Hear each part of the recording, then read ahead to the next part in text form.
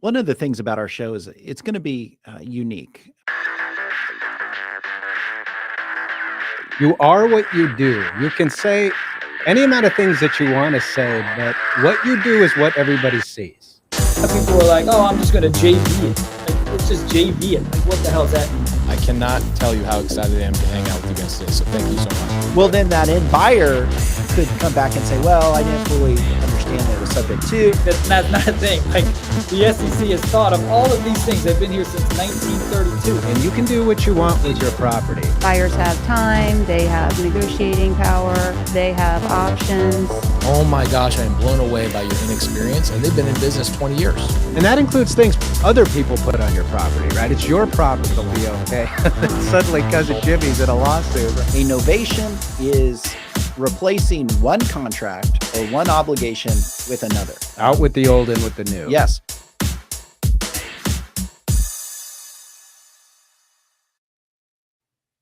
Hey, everybody. Welcome to the show. Today, we're talking about strategies for acquiring businesses. I'm Andy Fowler, and I'm here with Sean St. Clair. If you're new to the show, make sure to give us a like. You can find us on Facebook. You can find us on Twitter, now known as X. You can find us on YouTube. On YouTube, we are at InRem Podcast. That is at InRem Podcast. If you like to listen to podcasts as opposed to watching them, you can find us on Spotify, and you can also find us on Apple. So make sure to go to Apple, download the podcast, leave us a review. We would really appreciate it. That helps us grow our show and extend out to a bigger audience. With that, we're going to go to Sean, who has our legal update.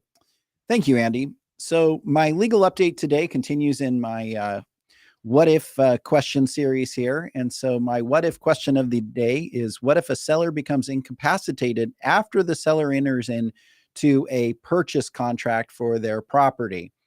So you have the purchase contract, the seller had capacity at the time they entered into it, and some event occurred that resulted in them becoming incapacitated and being unable to perform the remaining duties of a seller under the purchase contract. What are the options? So first, that contract is a valid and enforceable contract. So you have an enforceable contract. The question then becomes, well, how is that contract going to be performed? How is escrow going to close on that contract? And really, there's two options. So the first option is that the seller did some form of estate planning prior to their incapacitation and executed a financial power of attorney, appointing an agent with the ability to manage their financial affairs, which normally a well-drafted financial power of attorney would allow that agent to deal with their real estate, to contract on their behalf and sign deeds and other closing documents necessary to buy or sell real estate. And in that case, you should be able to present the power of attorney to the escrow company. And if the agent is willing to, act and fill that role, they can go and execute the documents necessary to close escrow. Now, keep in mind that there's what the law provides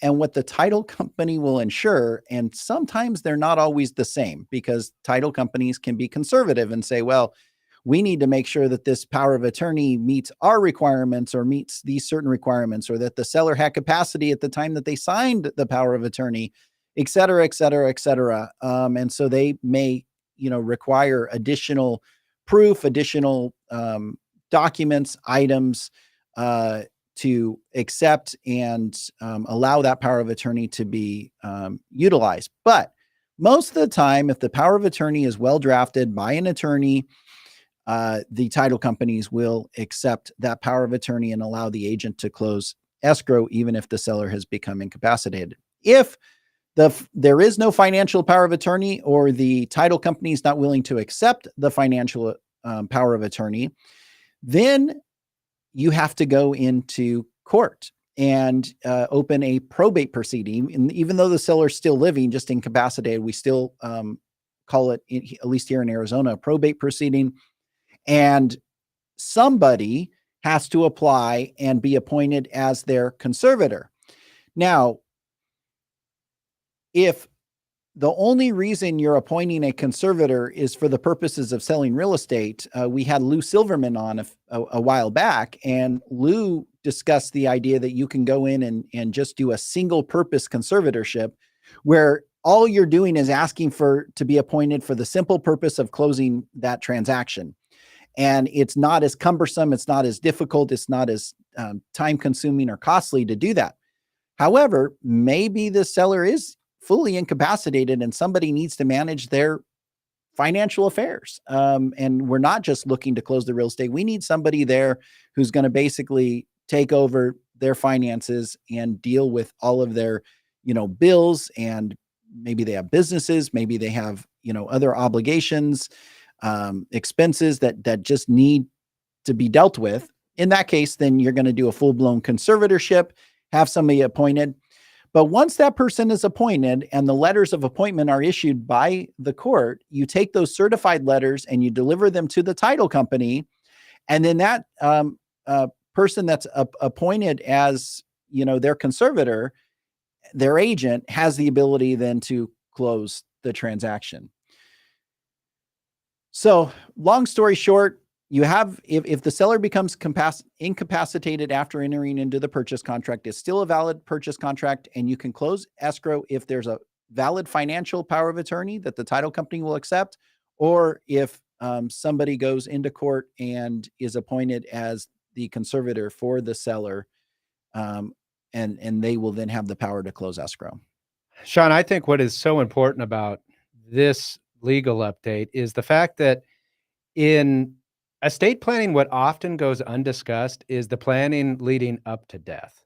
Everybody talks about what happens after I die, but nobody thinks about the fact that estate planning ought to plan for events leading up to your death, right? And the difference between in just cost to appointing a conservator versus the cost of just having a proper power of attorney done to cover you in that situation is massive. We're talking about thousands and thousands of dollars, right?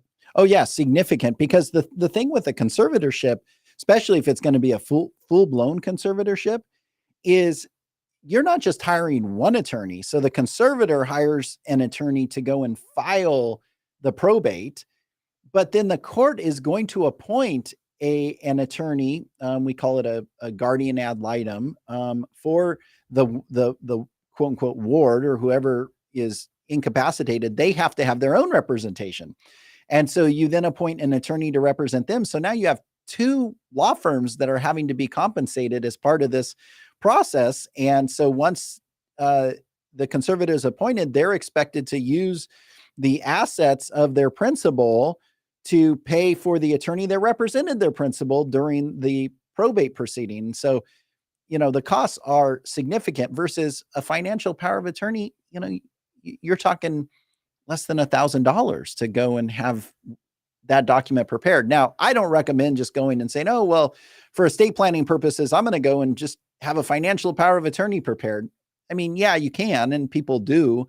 But at the end of the day, like, as you pointed out, you need a comprehensive estate plan that deals with all circumstances, because it'll potentially save you thousands of dollars, whether that's, during your lifetime or upon your passing. All right. Thank you for the legal update, Sean. A couple announcements and reminders for you, the viewer. Every Wednesday at 5:00 p.m., we have our Creative Finance Collective. We do it live every Wednesday at 5, and that's 5:00 Arizona time.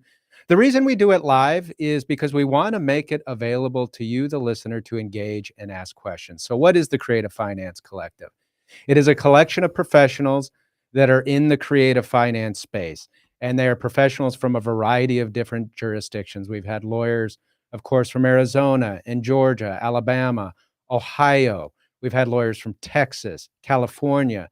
So as you can imagine, there is a pretty broad diversity of attorneys coming from different areas that are approaching creative finance from a different perspective.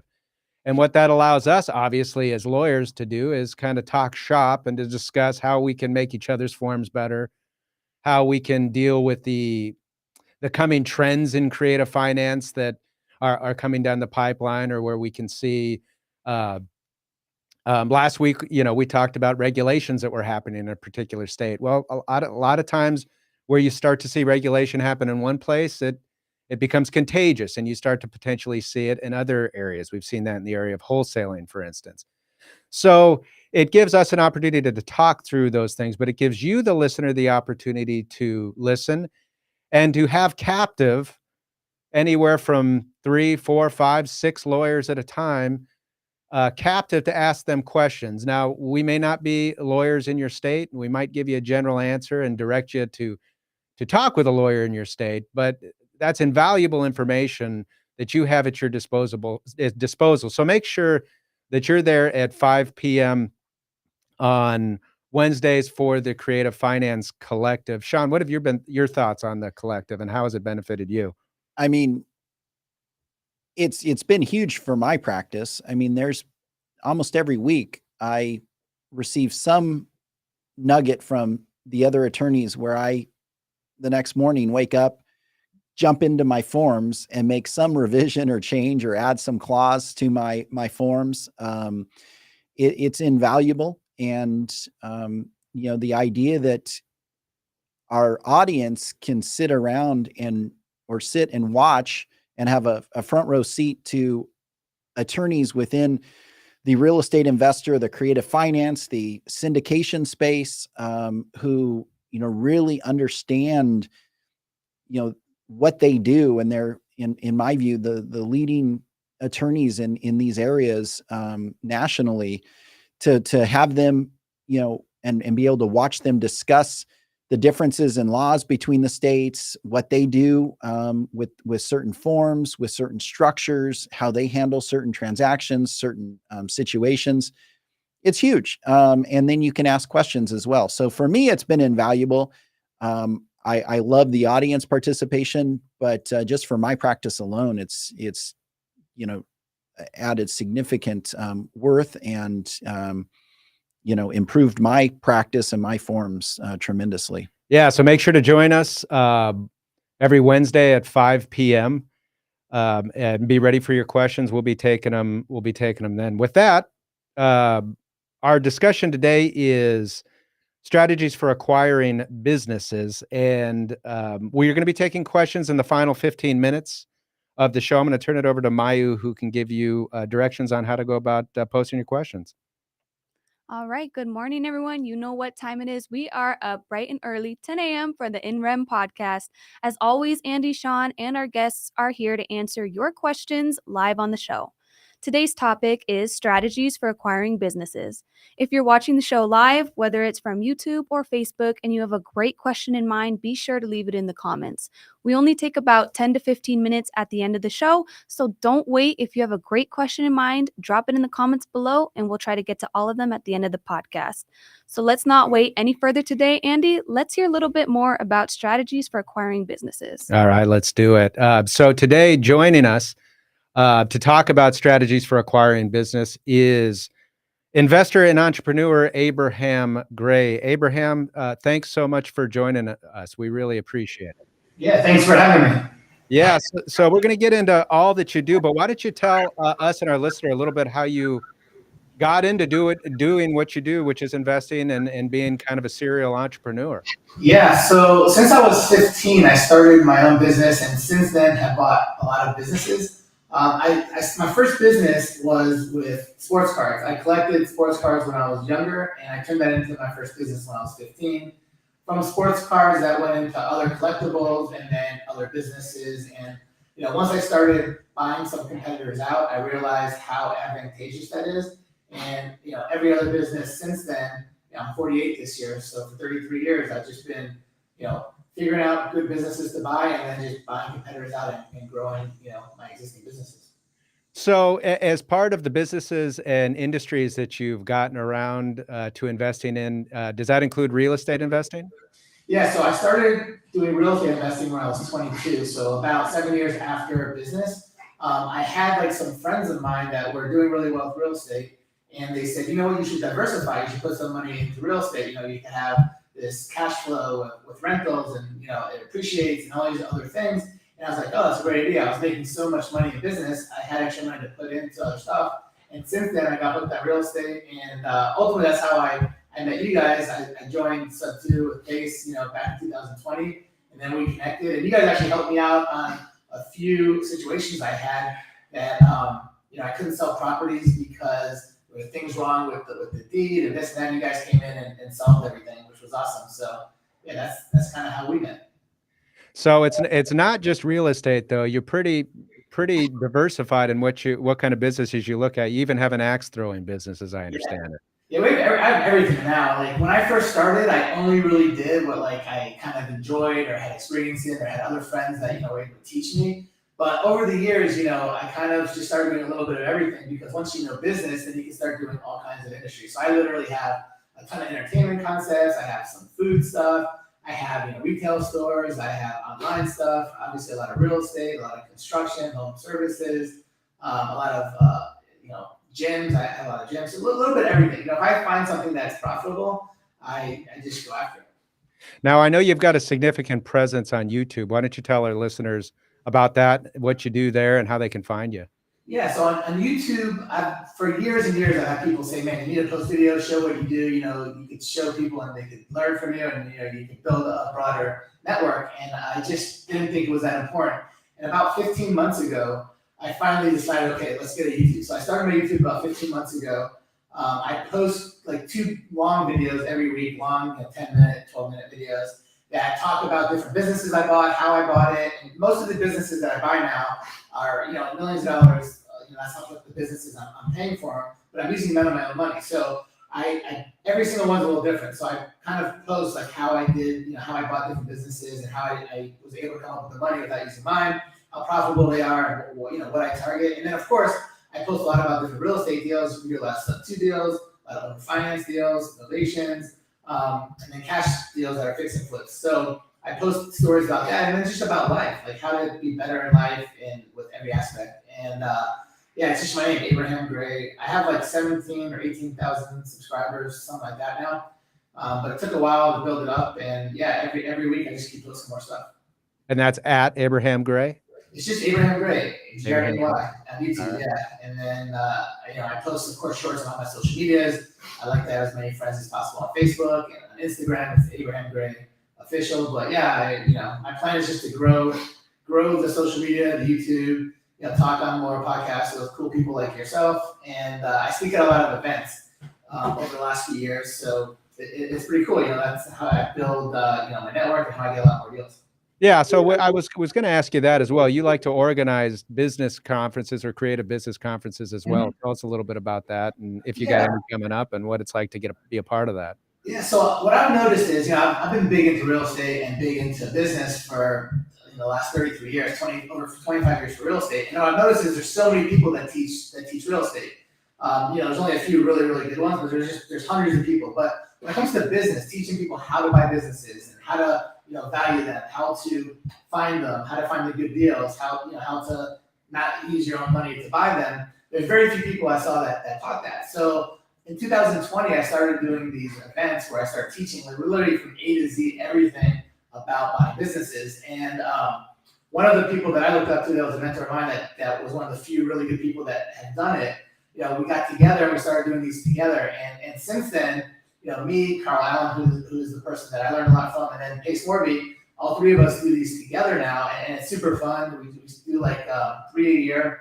They're 3 days, all day. We just teach you everything there is to know about creative finance, business, and have a blast. So the next one is going to be, first time we're doing it on the West Coast. We're going to be in Phoenix, so we're definitely going to come by, say hi to you guys in person, and if you could stop by, check it out, see what you think.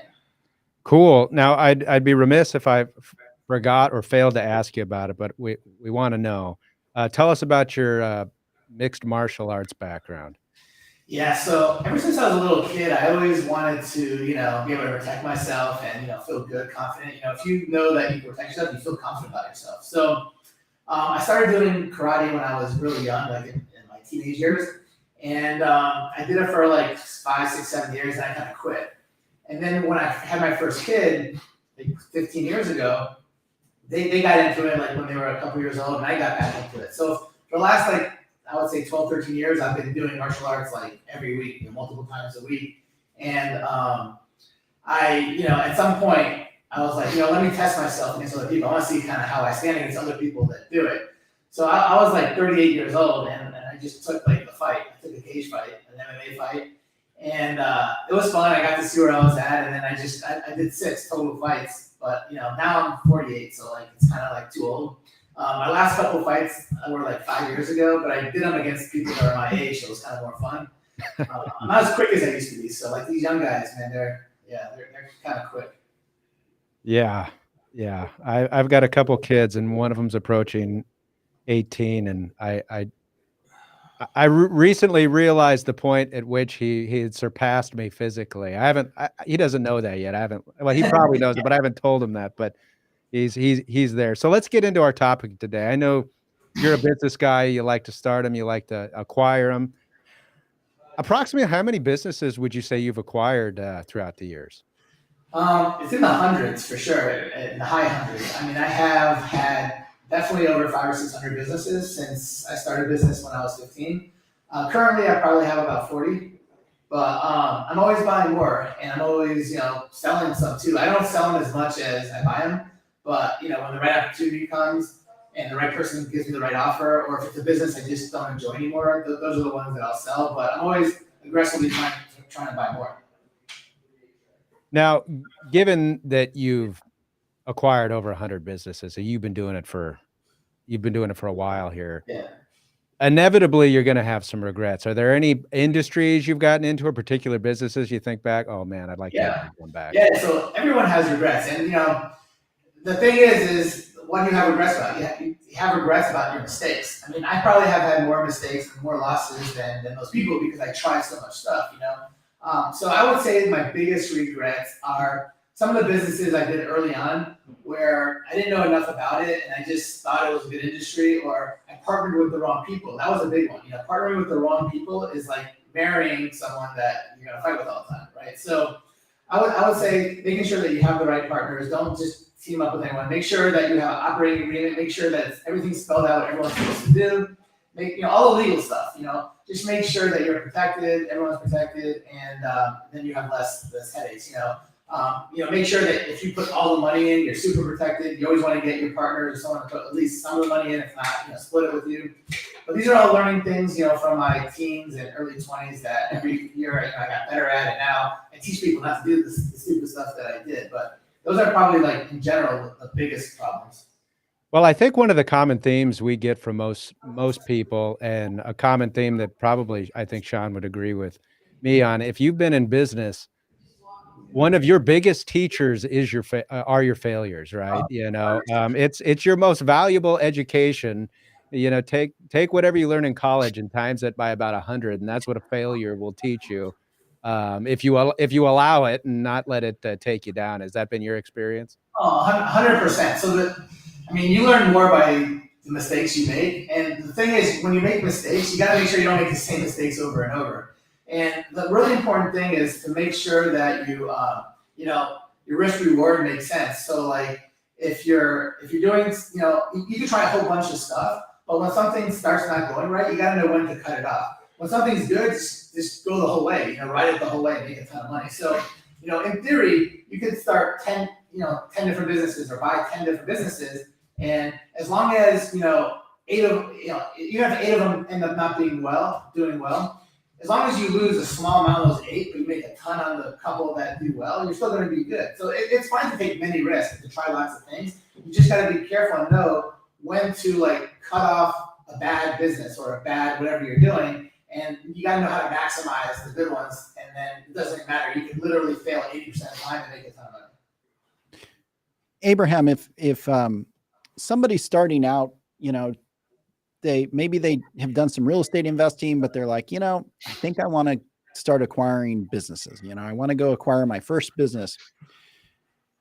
What piece of advice would you have for that person as far as, what type of business should they be looking at as far as to acquire as, say, their very first one?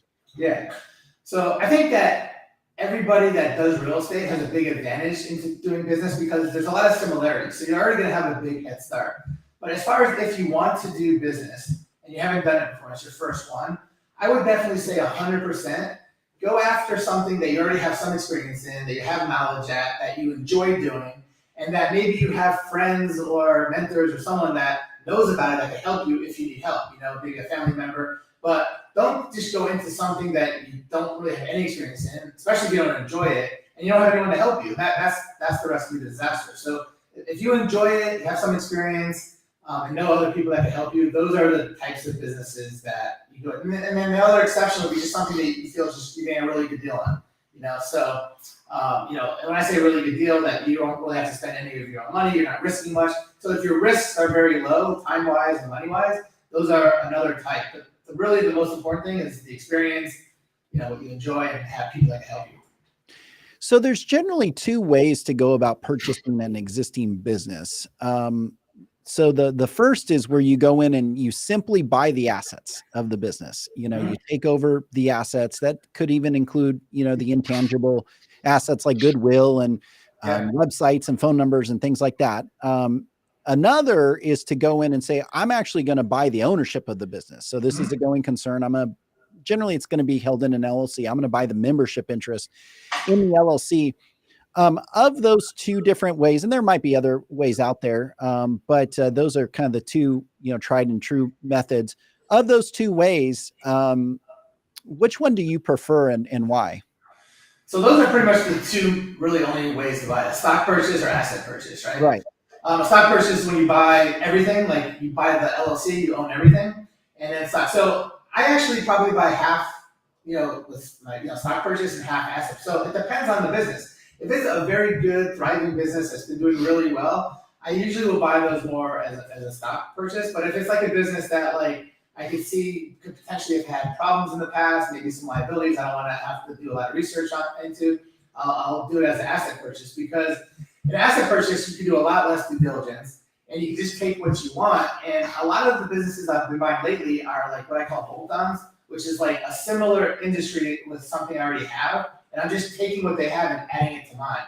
So if I'm just going to do that, usually on those, I'll purchase more as an asset sale. Now, the other reason why you might do a stock sale as opposed to asset is the tax ramifications when you sell something as a stock or asset is significantly different for the person selling it and the person buying it. So sometimes in the negotiation, a lot of times the seller's like, look, I'll give you the better price or give you these better terms, but you've got to buy it, let's say, as a stock purchase, because that's going to save me 20% taxes this year. So a lot of times I'll go toward one or the other.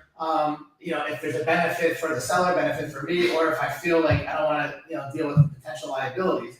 When you buy it as a stock purchase, so if you're new in business, that would really help you, because you get to take the credit of that business, you get to take all the vendors, you'll still have that good rapport, and they'll give you a lot of credit. So that could be a big advantage. And what I would say is every single situation is going to be different. There's pluses and minuses for both. That's why people do a lot of both.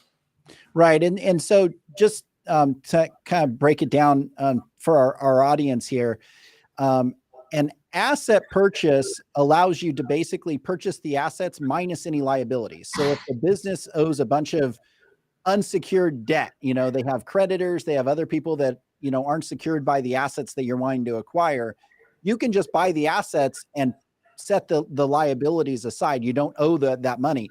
Versus a stock purchase, you're acquiring the business and the assets subject to its existing debts and liabilities, right? So to your point, what you're saying is basically, if it looks like this business has a lot of issues and, creditors and, it's in bad shape, but I can turn it around, I'm probably just going to try to pull out the value, the assets, and leave the liabilities over here for the prior owner to deal with. Versus a stock purchase, if, hey, this is a good going concern, I'm not worried about the debt. And obviously you have to do more due diligence to find out what debt is out there. I'm gonna take that. Now, talk about the logistics of, now for you, obviously, if you're able to just pull the assets into a already going concern because you have a similar business, that's great. But let's say somebody doesn't have that ability and they're going to go buy just the assets versus a stock purchase. On the front end, there's more due diligence on the stock purchase, but on the back end, there's going to be significantly more work on the asset purchase as opposed to the stock purchase. Talk about that and what the logistics look like when you end up just purchasing the assets. Yeah, I mean the back end work is now you have to establish credit again for that business because you didn't. Now you might could sometimes buy some of the stuff, some of the assets that will give you credit, but yeah, you'll definitely have to do a little bit more work as far as building credit, with your employees and with your with your vendors and with your customers. A lot of times you might change the name, or it might be more stuff will be different. So you have to, figure out how you could, still do good and why it's worth doing it. But most of the time when I am buying, an asset purchase, I take everything that I want, all the good assets. So, I'll keep the name, I can still buy the intangible stuff. Right. Asset purchase. So if it makes sense, if they have a good reputation, I'll still keep the name. I'll still keep the same employees. And almost every single time I buy a business, I'm going to keep the employees because that's one of the most important things. They know the business, they know the customers. If it's a good business, you want them.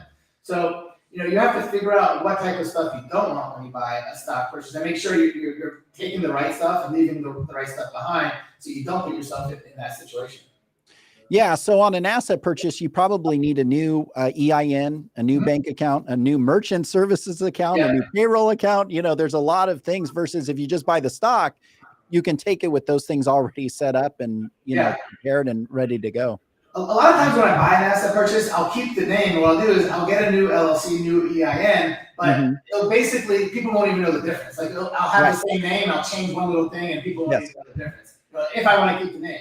So there's ways around that. Sometimes, people, like even your vendors, they won't even realize, okay, yeah, he has a new EIN, but the name's the same, so maybe it's the same company. So it depends on, what the reason is why you want to get rid of buy it as an asset sale. Like it depends, there's a lot of things that's gonna depend, we could take hours going through different scenarios of why you would do it or why you wouldn't and how it could benefit you and what's more work on the back end. But usually what I would say is if you're not sure, because most people that do this a lot will know for sure if this makes sense to buy as a stock purchase, asset purchase. But if you're newer and you're not sure, definitely talk to your attorney and definitely talk to your accountant, and they'll explain to you the positives and negatives and what could happen, and how much due diligence you're going to save on the front end, but how much more work you're going to have to do on the back end, creating all these new things and see what makes sense and what's worth it or not worth it. Right. Abraham, just like in real estate investing and in like all forms of investing, there's different strategies or maybe different approaches you're looking at. Like, in real estate, some folks like to find troubled real estate that they're going to fix and flip. Sometimes they're just looking for cash flow. They don't mind maybe paying a premium for a good property that's going to give that to them. Maybe they're looking to sit and hold for a long period of time. Do you have, when it comes to businesses, regardless of the industry, a preferred strategy going in, or are you kind of just an open book on every opportunity and just? I have a preferred strategy. So in real estate, like you said, I do a ton of fix and flips. So I'm buying homes that need to, in terrible shape and fix them. I have buying homes that I'm cash flowing. I have, a little bit of everything. In business, I prefer really only going after, or 99% going after, the ones that are like buying homes, ones that are going to cash flow. I don't want to go after businesses that I need to turn around. It's a lot of work. It's a headache. If the previous owner couldn't do it, why do you think you can do it? If you're really good at it, there's people that specialize in doing that, but you have to really know what you're doing. That's very hard. So I would definitely tell people to not go after businesses that aren't doing well and try to turn them around unless you're an expert in that field, because it's not as easy as people think. In real estate, it's not that hard. You're rehabbing, you're fixing, whatever. In business, it's not hard. So I'm pretty much buying businesses for the cash flow. Like pretty much every single business. The only exceptions that I really have to buying businesses that maybe aren't doing good is if I'm doing that asset sale, right? And I'm stripping all the assets. And it's usually only when I have another business that I could take the assets and put it into my other business, so it's worth it. Like, for instance, if a business is not making any money, it's not worth anything. But if they have like certain assets, and I can give you a couple examples of different businesses. Like I have a lot of gyms, and there's gyms near us that are similar and do the same type of training. They're not making any money. They couldn't sell that gym to anybody because they'd still take over the rent, it'd still take over the employee costs. But I could buy that gym for something, because they have a bunch of members, they have a bunch of equipment. I could take their members, I could take their equipment and their trainers and just put them into one of my gyms that's not that far away And literally I could get rid of the rent. I could probably get rid of most of the labor because I already have those classes. So for me, it's really good to buy a similar business because I can strip all the stuff and just add it to my existing. I can get rid of all the expenses and keep all the positives. So that would be an example of one reason why you definitely want to do an asset sale and why I have a very big competitive advantage over buying that, because someone else that doesn't already have something they can plug those assets into, I have no use for that. It's worthless because it's not making any money. How do you like to source those deals? Because I would imagine, I'm just guessing here, so feel free to correct me, but a lot of these deals that are turnkey, that are, you can kind of jump in to something that's, moving and grooving, and there's not a lot that you have to do, and you can immediately start taking advantage of, an operating in business or good assets that you can incorporate into your own. Those, I would imagine, oftentimes are harder to find before they hit the market. Does that matter? Do you care whether you're finding them before they hit the market or not? How are you sourcing these? Yeah, so it's very similar again to real estate. I buy 15 to 30 homes a month, and 99% of them are off market. So I very rarely buy on market properties. The few on market properties I buy are usually like creative deals, like a sub-2 owner finance type deal. So with business, I probably buy 80% of my business is off market. 20% I buy on market, so more than real estate. But most of the on market businesses are crap. Like you go on Biz Buy Sell, which is the biggest platform that shows all the different businesses for sale. They'll put all these different numbers in there, but once you start doing due diligence, you'll see that most of it's bullcrap. So there's not many good ones on there. There's a few, but I personally target mostly off-market businesses, and I have a whole bunch of different techniques of how I do it. I have a very strong letter campaign where I send letters to different business owners, and I have a special way I do it. Like my letters are shaped like the business. They actually sometimes smell like the business. They do all kinds of cool things with the letters to make people really open it, read it, and then call me.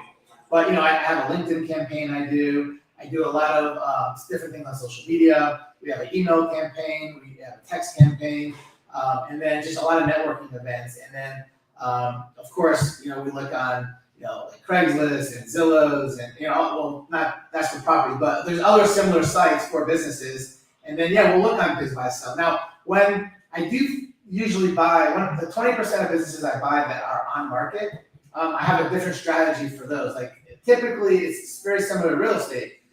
If a property is listed for 6 months and usually is about to get expired, those are the ones you can get really good deals on because nobody else bought them. Same thing with business.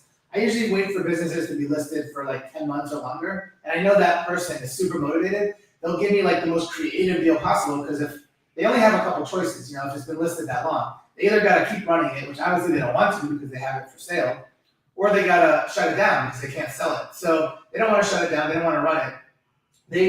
I could show you some deals I've done with the most creative type deals where sellers just have to sell and nobody else wants it. So you could make a good deal for them, good deal for you, and really use very little of your own money. So a lot of times none of your own money, but make it a really good deal for the owner and just run their business in cash flow and maybe share some of the cash flow with them and sell for a certain amount of time or all these different techniques.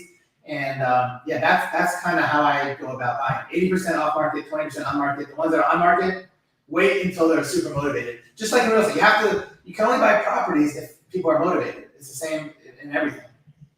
Abraham, let's talk about that then. You mentioned, not using your own funds to purchase these businesses. So talk to us about your financing strategies that you use to, purchase these businesses. How are you structuring that? Are you, raising capital? Is it hard money? Is it seller finance? Where are the different approaches you're using to acquire these businesses? So a little bit of all that, and then a lot more. So okay. I can give you some examples, like maybe the last couple of businesses I bought, how I bought it with no money, what I, just to give you an idea. But everything you can do in real estate, like the sub-2s, the owner finance, you can do all that in business. But in business, you can do dozens of extra things. There's all kinds of different strategies you can use in business that aren't even available in real estate. So, for instance, this one business I just bought, I paid $1.2 million for.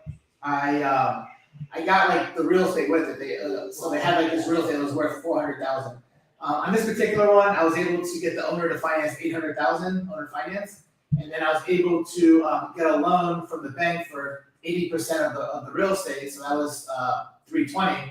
And then I was able to get I sold 10% equity of the business to them for only $80,000. So they gave me $80,000 for 10% equity. I got $320 from the bank on 80% of the price of real estate, and then I got the owner finance for $800,000. That's how I paid for the 1.2. I used none of my own money. This business cash flows $17,000 a month, and it still does. And I use that strategy for that particular business. Another one that I bought right after that was a business that I bought for $85,000, and this was a bolt-on, so I was adding it to another business. What I did was I got they had a whole lot of inventory that I didn't need and a bunch of equipment I didn't need because I already had a similar business. So I worked the deal to where the person wanted $15,000 up front, and then they owner financed me the other $70,000. And the $15,000, what I did was the day of the sale, a month before the sale, I put it on Craigslist and Facebook Marketplace, showing all these different things that I didn't need. I had people come by and pick what they wanted. And then the day before the sale, I had the people pay me for it, give them all the stuff. And I used that for the down payment on the $15,000. And I actually had extra money. I sold more stuff than I needed to come up with. So that's like another strategy. These are two that were pretty recent. But literally, I always get some component of owner finance. Sometimes it's 50%, sometimes it's 20%, sometimes it's 10%. Depending on how motivated that seller is, they'll do like crazy deals. I've gotten 100% owner finance deals. I've gotten 20% owner finance deals. If it's something that's a really, really strong business and you really want it and you know it's going to do really good, you can go get an SBA loan. SBA loans will give you 90%, a 90% loan. And then, you can still get, 5%. Even now, they just changed it. You can kind of get almost all 10% owner finance on the different. It used to be 5% max. They changed it now to where you can kind of get more because there's different things you can do with letting them have equity. When you used to buy a business from someone, this only changed like 3-4 months ago. The SBA changed their rules. But forever, you were never able to buy a business off somebody and use the SBA loan and have the person you're buying from still be partners in that business. You don't have to buy them completely out. They just changed that like 4 months ago or something. So now you can, get money from them and partners then buy them out later. There's all kinds of different strategies, but those are just a few different things. So you can use some of the inventory that you don't need to sell for down payment. You can get some different types of bank loans on real estate, bank loans on the actual property. But now there are hard money lenders that will loan you money on the receivables of the business. You can borrow like 80% usually of the receivables, as long as they're within like the last 4 months, 6 months, depending on the business. You can borrow money on the equipment. You can borrow money on the inventory, or you can just do a cash flow loan where you're borrowing money like the SBA loan on the whole business of how much it's making. They give you a certain multiple of that on a loan. Then of course you could get private money. You could sell equity in the business. You could do like all different types of things, and we could go on a lot longer. Other things. I think I could tell you another really cool business I bought. This was like years ago. How I was able to come up with the money. This was like a food business, and they it's actually a friend of mine that I helped with it. They actually were in the process where they have to decide if they were going to go with Coke, Pepsi, or somebody else, and then also same with chicken. They have to decide whether they can go with Tyson or whatever. They actually had Pepsi and Coke and a few other people like bid like I want you to only use us for the next 5 years or 8 years. And they actually paid, $50,000, $80,000, and every single person, every vendor will pay you money if they know you're going to buy a certain amount of product from them. So a lot of people will take that money, and maybe in the gas station, if it's a no-name gas station, maybe you sell the rights to Shell or Exxon or whatever. They'll pay you a lot of money up front, and you can use that money for the down payment on buying the business. So these are just different strategies that I've used, and people I know have used lately. So in real estate, and it's used a little bit. I'm aware of it happening a little bit more here in Arizona than maybe other states, but you have the lease with option to purchase. Oh yeah. Have you ever used a strategy where you went in and basically wanted to really take a look at the business for maybe a year before you purchased it? And so you did some form of, management structure where you went in, managed it, paid the existing owner a percentage of the profits or net profit, and then had an option to buy it at some point in time? So I haven't personally done that, but I know people that have done that. But I'll tell you even a better strategy than that. Like, go in there and show the owner how you could like bring value to the business, and do like a consulting for equity. So be like, look, I want 10% or 20% of the business, but I'm going to grow your business for the next year. And after the next year, I have the right to buy the rest of it. So something like that. That is something more that I've done. So I've gone into businesses and been like, look, you're not marketing good, or you don't have the best employees, or you don't figure out what's wrong with your business or why it's not growing more than they want. And as long as you're an expert in that and you help them grow it, you come in there and say, look, I want this percent of the business, but I'm going to guarantee that, for that 20%, I'm going to grow your business by 50%. So it's going to be worth it for all of us. And it's a no-brainer for both people. And then you can put in there, look, in 1 year or 3 years, whatever it is, I have the right to buy the rest of your business for an X amount set price ahead of time, right, in a lease purchase. Or you could base it on a price ahead of time, or base it on some sort of metrics based on how well it's doing. And that's another. It's basically the same thing you're saying. It's just this way you have a little bit more into it, and you're putting your time into it, but you're not really putting your money necessarily into it. And you really learn the business that well. And now you're partners with them, and you know everything about the business. Right. Yeah, I love that strategy. That's creative. I mean, some of the things that you've shared are just so far out of the box. It's awesome. It's amazing. It's so much value and valuable content.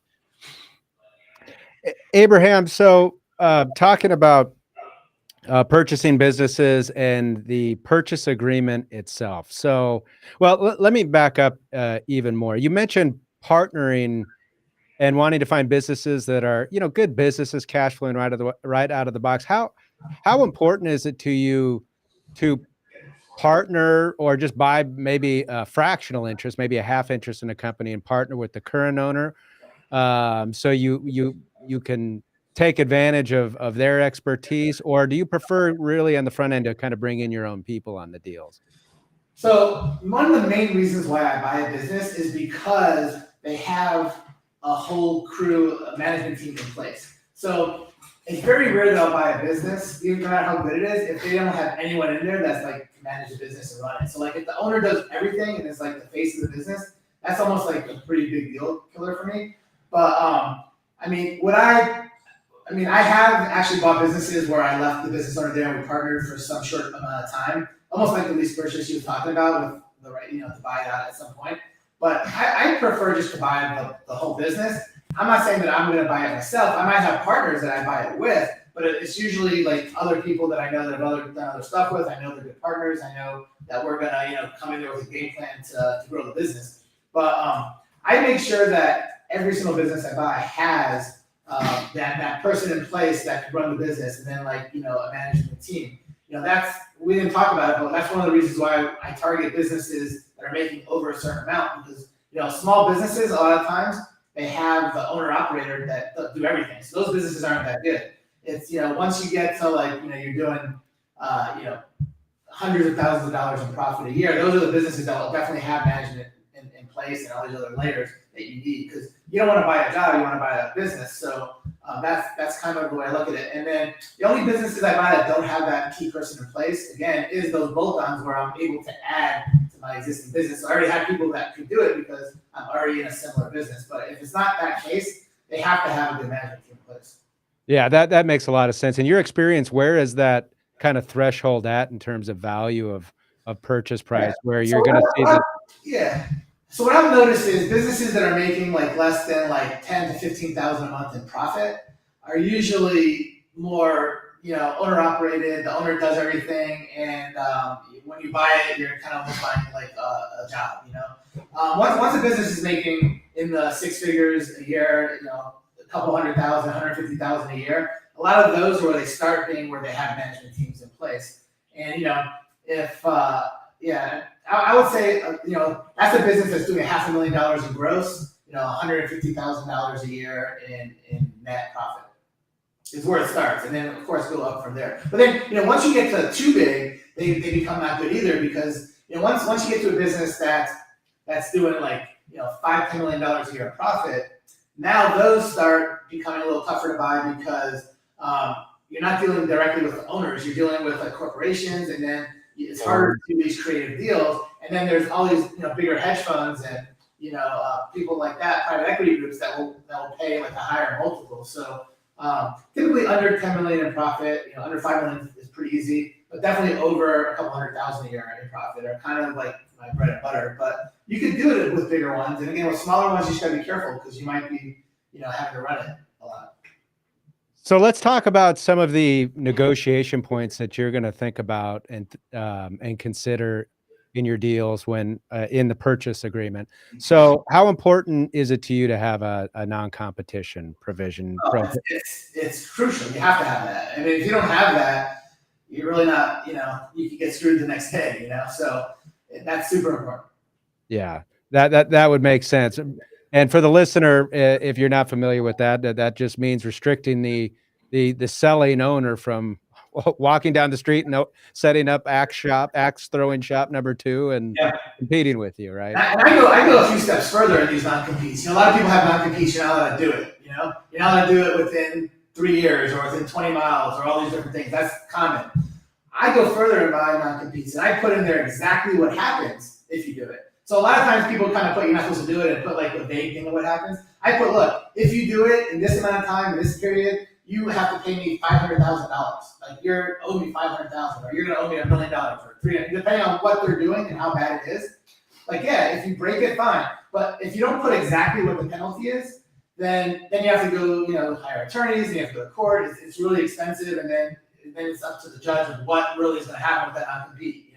So I make sure that I spell out every single little thing of what exactly they're going to be liable for and how much they're going to owe or what happens for every situation. So and that scares them more to not do it, as opposed to like, oh, well, I'm not supposed to do it, but what's going to happen if I do? Stuff like that. Hey, have you ever had to enforce one of those? Yeah. That's so. Most of these things I put in there. The reason why I put it in there is because I learned from my mistakes and learned. Look, most people out there are scumbags. Like if they, can take advantage of you and they, feel that they could do something. Like not everyone's a good person like you and me. Like a lot of people are really bad people. So you got to protect yourself. You don't know who you're dealing with. The first time you deal with them. Now, Abraham, I know there are a number of these, and given that you don't want them to compete, if you've got a good management team that you're buying, these are employees that the prior business owner would like and maybe want to use in a future business. So I'm sure you probably use non-solicitation clauses. And non-compete, for a certain amount of years, certain amount of time, all that stuff. Do you like to build out a transitionary period following the purchase price to be able to consult with the seller? Yeah, it's not even like, do I want to? It's like, you have to. Like, so with real estate, you can do an inspection, how much it's going to cost to fix different things, whatever. It's not that big. You might be off 10% here or there. With a business, there's so many things, years, decades worth of stuff that's happened. You can't learn it all from the owner right away, and you can't do your due diligence to know everything. So there's going to be different vendors that come up that you need to know stuff with that you didn't think about when you guys worked initially. There's going to be employees that you have special deals with. There's just going to be so many different things that you're going to have to know about different customers, and you have to have that communication. So depending on the business, usually I'll do like 3 to 6 months of consultation. Sometimes it's like maybe a week or a month, like working in the office with me and everybody. Maybe then it's maybe like a day a week for like the next few months. Maybe it's like phone calls for the next 3 years. So I'm happy you brought that up, because one of the most important things is people are like, hey man, you have so much money. Like, why don't you just pay cash? It's only $1 million. What's the big deal? You have way more than that. So first off, no matter how much money you have, you're going to run out of money if you use cash for everything, right? But honestly, the most important thing of why I don't like using my money and why everybody should never want to use their money is because if you're getting an owner finance deal and you owe the seller whatever portion it is, they want that money. You owe them money. So they are going to help you for as long as you owe them money. Some people are going to help you anyway because they're good people, but some people are like, oh, he doesn't owe me money, change my phone number. You know what I mean? But if you owe them money, they're literally going to help you forever until you pay them back. So it's very important to have somebody, owner finance stuff for as long as possible so that you can get as much help as you can. And in the contract, when I buy their business, I put in there, look, if you don't answer my calls, you're going to lose X amount of money that I owe you. You know what I mean? And again, it's just available by phone call. I might have some questions or something like that. But it's amazing of what things will come up 6 months later, a year later that you don't think about at the time because it's not something that happens every month or every quarter. So on your seller financing, do you ever sign personal guarantees, or do you only secure the repayment by the assets of the business? Yeah, 99% of the time, it's just by the assets of the business. And people always ask me, well, on an SBA loan, you have to personally guarantee it. But I do very little SBA loans. Most of it's like owner finance. So owner finance, I've never really guaranteed personally. If I do, it's a small amount for a small period of time. But people are like, well, they always ask me for a personal guarantee. How do you get out of it? So I always turn this around on them. I'm like, well, wait a second. I'm buying this business from you for $1 million. I'm giving you, $300,000 up front. I only owe you $700,000. The business is obviously worth $1 million. You won't take the business as collateral on $1 million when I always maybe this business isn't worth as much as you're telling me. Maybe there's something I don't know. We need to reevaluate the business. If you're saying it's not worth as much, so now you're worrying me.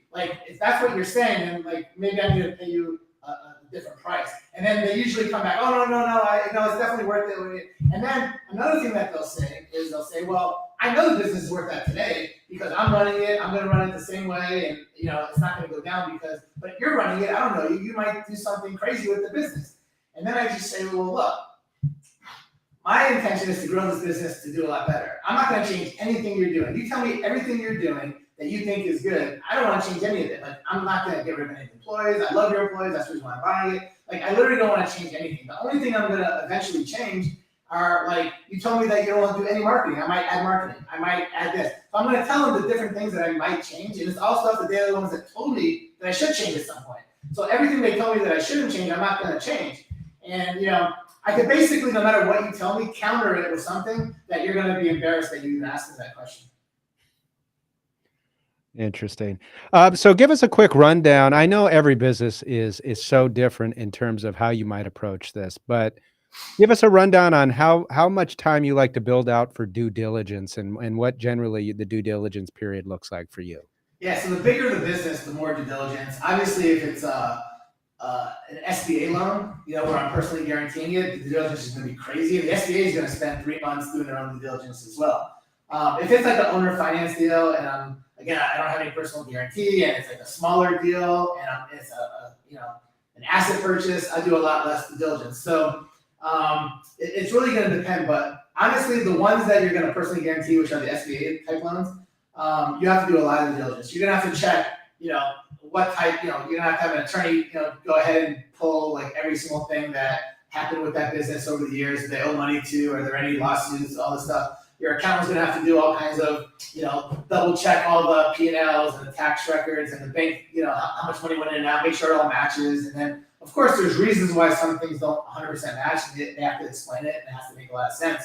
But, accounting, due diligence, legal, make sure the lawsuits, make sure that all the employees have, are paid right. Make sure, they're not paying people under the table. Make sure there's no, IRS scams where you're, cheating on your taxes. So there's a lot of things like that you have to check. And then, of course, you need to do due diligence on your employees and on your vendors. Are you, some people might be sneaky. They might sell you the business because their top 1 or 2 people they sell to all of a sudden are going to switch and go somewhere else, or they're closing down or something. So you got to do due diligence. Okay, who are the the big portion of people that I'm selling stuff to and how I'm making money off of? Are they going to leave for any reason anytime soon, or is there a new competitor, that is cheaper, that's better, that's opening up? So you got to check competitors. You got to check all these different things. So there's a lot of due diligence if you're, if you have a personal guarantee and if you're doing a stock purchases, all these things come into play. But again, on an asset purchase, if you're just adding it to an existing business or you're kind of buying the stuff that you want, it's not as big of a deal. Yeah. Well, Abraham, thank you so much for being with us. We really appreciate it. This information's been amazing. Why don't you tell our listeners how they can find and connect with you? Yeah, definitely, I would say go to YouTube, Abraham Gray, Gray. You can always comment, and I will always answer them all. You can go on to Instagram, Abraham Gray Official, or just on Facebook, Abraham Gray, Gray, and answer all my messages.